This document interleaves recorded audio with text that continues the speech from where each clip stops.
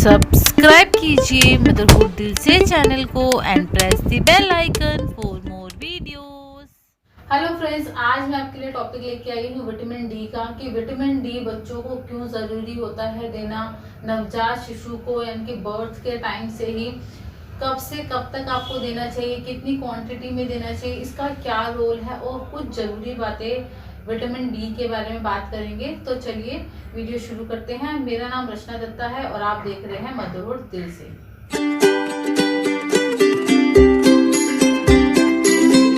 देखिए, जो vitamin D होता है सभी को जरूरत होती है, चाहे वो अडल्ट हो चाहे वो नवजात बच्चा हो। जन्म के बाद से ही बच्चों को विटामिन डी की आवश्यकता होती है। जैसे कि अडल्ट्स होते हैं, उनको उनकी जो नीड होती है पर डे की वो 1000 से 2000 इंटरनेशनल यूनिट्स होती हैं। तो उसमें हमारा जो नीड्स होती है वो पर डे में ही, अगर हम धूप लेते हैं 20 से 30 मिनट की, तो वो जो नीड है वो पूरी हो जाती है। अगर हम हफ्ते में भी 2 से 3 दिन 20 से 30 मिनट भी धूप लेते हैं तो भी उसकी नीड पूरी हो जाती है। और हमारे जो अंदर एक मिथ होता है कि बच्चों को उसकी ज़रूरत नहीं होती, नीड नहीं होती, क्योंकि पुराने समय में क्या होता था, बच्चों की मालिश रोज की जाती थी और उनको धूप में थोड़ा टाइम तक उनको रखा जाता था ताकि उनको धूप सिकाई जा सके, उनको जो उनकी नीड है विटामिन डी की वो पूरी की जा सके। लेकिन अब हमारा क्या होता है, लाइफस्टाइल ऐसे हो चुका है, या तो वहाँ का जो वातावरण है, एनवायरनमेंट है, ऐसा है कि धूप नहीं आती कहीं पर। और हम जैसे कि मल्टी स्टोरी बिल्डिंग्स में रहते हैं तो वहाँ पर धूप इतनी अवेलेबल नहीं होती, जिससे कि बच्चों में विटामिन की डेफिशिएंसी देखी जा सकती है। इसलिए जो गाइडलाइंस, इंटरनेशनल गाइडलाइंस के अकॉर्डिंग, इंडियन गाइडलाइंस के अकॉर्डिंग जो विटामिन डी है बच्चों को देना मैंडेटरी हो गया है। बच्चों की नीड को पूरी करना ज़रूरी हो गया है। इसमें बच्चों को विटामिन डी की जो सप्लीमेंट्स होते हैं वो दिए जाते हैं। तो आज हम इसी पे बात करेंगे। अब हम बात करते हैं इसका रोल क्या है।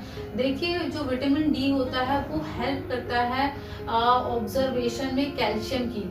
देखिए, जो कैल्शियम होता है अगर शरीर द्वारा ऑब्जर्व ही नहीं होगा, इससे हड्डियां मजबूत नहीं होगी, दांतों में प्रॉब्लम होगी उसको टाइम पर आना, और अगर आएंगे भी उससे भी प्रॉब्लम होगी। बहुत सारी ऐसी जो प्रॉब्लम्स हैं हम फेस कर सकते हैं, उसकी मैं आगे बात करूंगी। अभी हम बात कर लेते हैं कि जो उसका काम का, जो आपका विटामिन डी होता है उससे क्या होता है, आपका जो कैल्शियम होता है शरीर में वो ऑब्जर्व करने में हेल्प करता है और प्लस इम्यूनिटी को भी बढ़ाता है।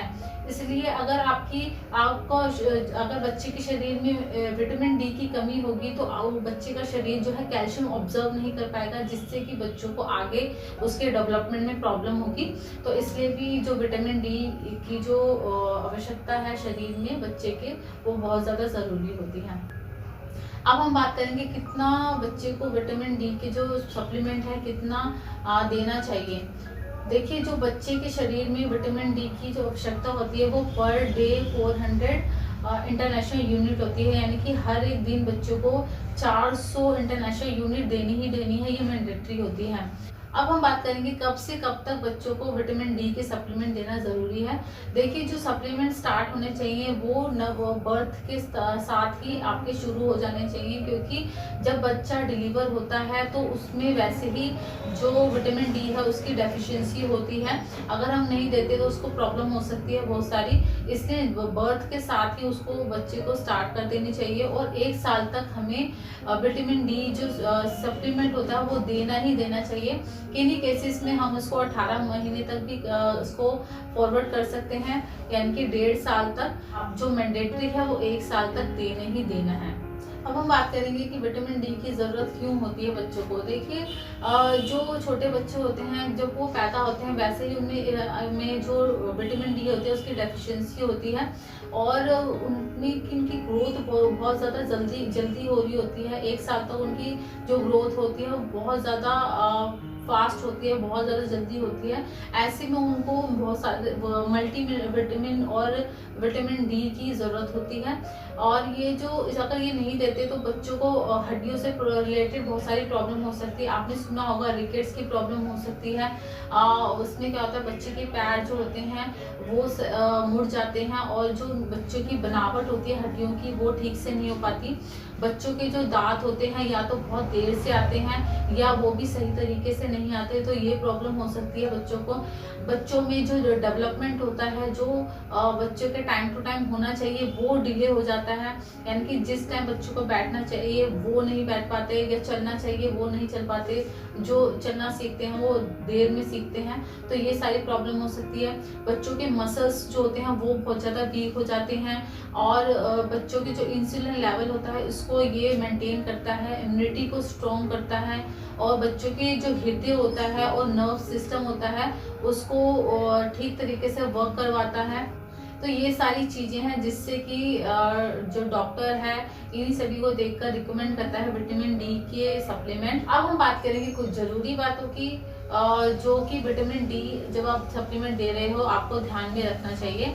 सबसे पहले जब आप विटामिन डी दे रहे हो वो एक दिन में एक ही बार देना है। हर एक जो ब्रांड के जो आपके जो सप्लीमेंट्स आते हैं सबकी जो यूनिट्स होती हैं वो अलग अलग होती हैं। यानी कि किसी किसी ब्रांड में आपका 800 जो इंटरनेशनल यूनिट होता है वो 1 ml में होता है, तो इसके अकॉर्डिंग आपको 0.5 ml बच्चे को पर डे देना है। तो आप उसके जो निर्देश हैं जो उसके पीछे दिए होते हैं उसको पढ़ के ही बच्चे को जितने ml आपने उसमें लिखे हों वो आपने देने हैं। नेक्स्ट है आपने बच्चे को कॉन्टिन्यूटी में ये विटामिन डी देने हैं। अगर आप ये नहीं आपने एक बॉटल फिनिश कर दी उसके बाद आप दूसरी बॉटल लेके ही नहीं आए, बच्चे को हर एक दिन देनी है ये। और ऐसा भी ना करें कि आप 2 दिन दे रहे हैं फिर 1 दिन की छुट्टी, फिर 2 दिन दे रहे हैं फिर 2 दिन की छुट्टी, ऐसे नहीं होना चाहिए। जो विटामिन डी के सप्लीमेंट्स होते हैं बच्चों को जो ड्रॉप्स होती हैं वो कॉन्टिन्यूटी में देनी चाहिए। अब नेक्स्ट हम बात करेंगे उन बच्चों की जो प्रीटर्म हुए हैं, इनके 36 वीक से पहले हुए हैं, उनको विटामिन डी की आवश्यकता ज़्यादा होती है। तो डॉक्टर के रिकमेंडेशन के अकॉर्डिंग आप उनसे पूछ सकते हैं और उसी के अकॉर्डिंग आप सप्लीमेंट्स बढ़ा सकते हैं। ये भी हो सकता है कि बच्चे को 400 इंटरनेशनल यूनिट ना देकर बच्चे को ज़रूरत हो 800 इंटरनेशनल यूनिट देने की, तो आप उसी के अकॉर्डिंग आप बच्चे को दे सकते हैं।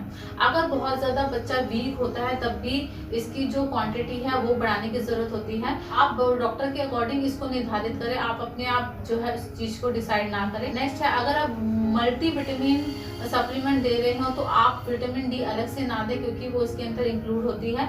अगर आप मल्टी विटामिन जो सप्लीमेंट है वो नहीं दे रहे हैं तो आपको विटामिन डी देने की ज़रूरत है। नेक्स्ट है आपका जब हम विटामिन डी दे रहे होते हैं तो 2 बातें इसमें लागू होती हैं, या तो बच्चा या तो पूरा फुल्ली जो है ब्रेस्ट फीड पे होता है या वो पार्शियली होता है, यानी कि एफएम भी ले रहा होता है और वो ब्रेस्ट फीड भी ले रहा होता है। और दूसरे बच्चे वो होते हैं जो फुल्ली एफएम ले रहे होते हैं। तो इसमें क्या होता है जो एफएम होता है उसमें क्योंकि ये मानव निर्मित है इसमें सब चीज़ बच्चे की ज़रूरत के हिसाब से बनाया होता है, इसमें विटामिन डी होता है।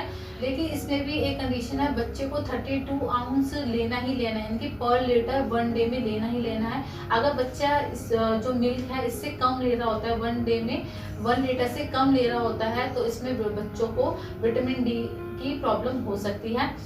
अब हम नेक्स्ट बात करेंगे उन बच्चों की जो ब्रेस्ट फीड पर निर्भर करते हैं या पार्शली वो ले रहे होते हैं ब्रेस्ट फीड और फॉर्मूला में, तो इनमें भी डेफिशिएंसी देखी जा सकती है अगर वो सप्लीमेंट नहीं लेते। तो इनमें क्या होता है अगर जो बच्चा फुल्ली ब्रेस्ट फीड पे हो रहा होता है तो वो फर्स्ट 4 मंथ तो उसकी रिक्वायरमेंट मिल्क से पूरी हो रही होती है, लेकिन उसके बाद वो बच्चे को प्रॉब्लम हो सकती है।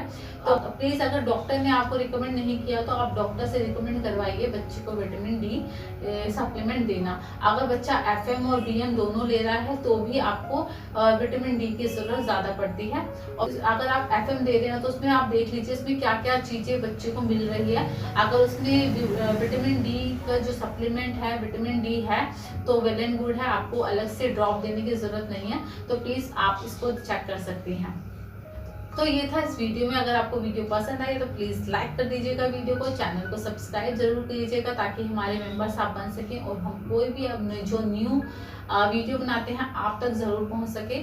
और इस वीडियो को शेयर कीजिएगा सभी तक ताकि वो भी इस बारे में जान सके। चलिए मिलते हैं नेक्स्ट वीडियो में, तब तक के लिए take care and bye bye. Thanks for watching.